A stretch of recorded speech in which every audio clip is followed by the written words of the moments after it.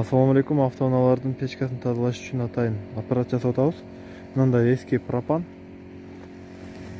Бул жерин чечип, ичине суу куюп, буну экиге бөлүп, муну жыты кетиш үчүн ичине бензин куюп, ал жаңы эле мына өрттөп бүттүк. Мындан 2 дана жасайбыз. Ушундай көрүнүштө болот. Тең ортосунан бөлдүк экиге. Азыр мына ножкаларын кесебиз. Ножкаларын кесип, өзүн чечебиз. Мына кесип даярдап, ножкаларын алып салдык. Эми азыр буларга тендер булат этебиз. Мынакей, буну күйгүзүп бүткөнүбүздөн кийин, анан мунун ушундай абалда турат. Мындайынан караганда эң астыңкы бөлүгүнө тең ката турган резбаны баттеттик. Андан кийин бул жерине тендин боюнан бийигирээк кылып туруп 25тик резба насос үчүн. Бул болсо обратный суу келип, химия келип куюла турган обратный шланга. Эми болсо астындагы сливной. Иштетилген химияны бул жерде краник менен ачып, төгүп салганын сливной. Ушуну баттетип даярдап, бүткөндөн кийин азыр мындай металлический атайын тазалап, бар даяр кылып тазалап коюп, азыр жакка ачып, краскага даяр краскалап, чоң ичтеринен бери баардыгын тазалап, мынакей краскалап бүттүк, краскасы кургады. Эми азыр сборка кылабыз.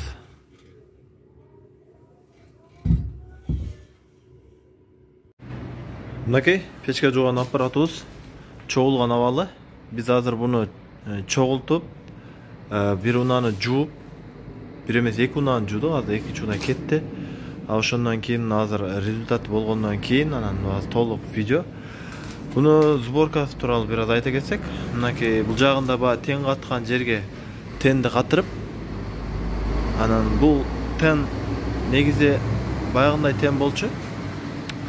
80 градуста өчө турган тен болчу. Аны биз прямой кылып койдук, себеби суунун температурасы 80ден кийин көтөрүлбөй калат экен. Ошонго биз буну прямой тен койдук. Ошол тен прямой коюлган. Бул жакта сливной, астында алдына иштетилген сууну бир идишке куюп алабыз. Болбосо бул ушу металлды жейт да, ошон үчүн куюп алып койгон дурус болот.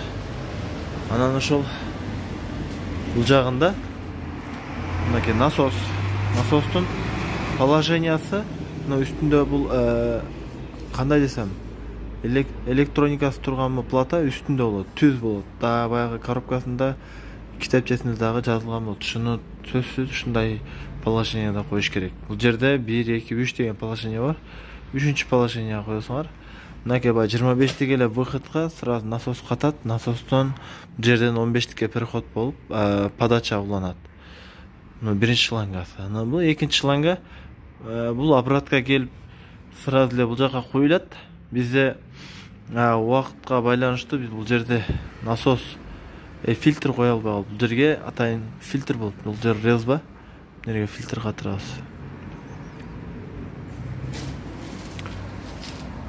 Анан бул жерге мынакей прямой розетка кылып туруп, бул жерде насосту суу кайнагандан кийин бул жерге сайып коебуз. Шлангасынын узундугу 3 метрден, ар бир шланга 3 метрден. Анан буну печкага сайганыбызда бунун оң тетериси жок. 2 шланга ордо алмашып дагы сайылы берет. Ошол иштеп аткан убакытта оңой болуш үчүн атайын бир аз стол сыяктуу жасап койдук. Бар эле такта мененчи. Мындагы жакшыраак кылып жасап койдук. Азыр текшерип, анан ушу текшергенден кийин кандай болду, ошолор бүткөндөн кийин толук видео тартайлы деп эми видео тартып атабыз. Оңой жасасаңар болот. Мынакей расходун айта кете турган болсок, эгер жакшы насос, жакшы тен алсаңыз, 10 000 сомго чейин материал кетет. Услугасы эми ар ким аркылуу жасайт, эгер чындап сапаттуу жасай турган болсо бир 5000 сомго чейин усталар жасап берет. Жасап бере турган инсандардын да номерин астына калтырып коем. Кайрылсаңар болот. Атайын өздөрү ошол сварка иштерин, сантехник бүт майда чүйдөсүнө чейин өздөрү толук бүтүрүп берет да. Өзүң каалагандай запчас айтасыздар, ошол запчастар менен толуктап берет. Анан азыр соусун бир аз калган төктүк эле мына бул жерде. Байкасаңыз, бул ошол печка тазаладык эле, жаңы эле бир печка тазалап жөнөттүк. Ошонун ичине мындай майда темирдин калдыктары, ушул сыяктуу ушул нерселер печканын ичин толтуруп коет да. Мына ушул нерселерди жууп тазалайт да. Тазалап, азыр жасалгандан бери 2 машинаны жууп тазалап, муну текшерип кандай иштешин. Анан мына ошол результатында анан видео тартып жатабыз.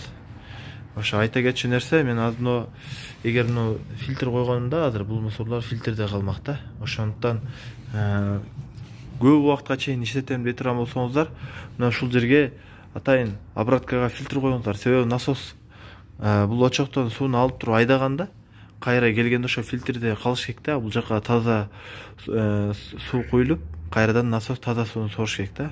Ал ошол калдыктар мусорлар көбөйгөн сайын насостун ичин бузат да. Негизи эле бул системаны тазалаш үчүн мусорду чыгарып, анан жаңы суу айдаш керек да, кайра эле мусорду айдай бербеш керек да.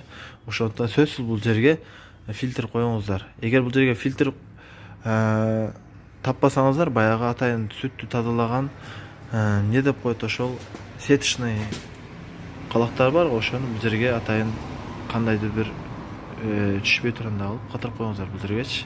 Түшкөн суу тосуп фильтрлеп турат. Мына ушундай достор, жөпжөнөкөй өзүңөр эле үйдө жасап колдонсоңор болот.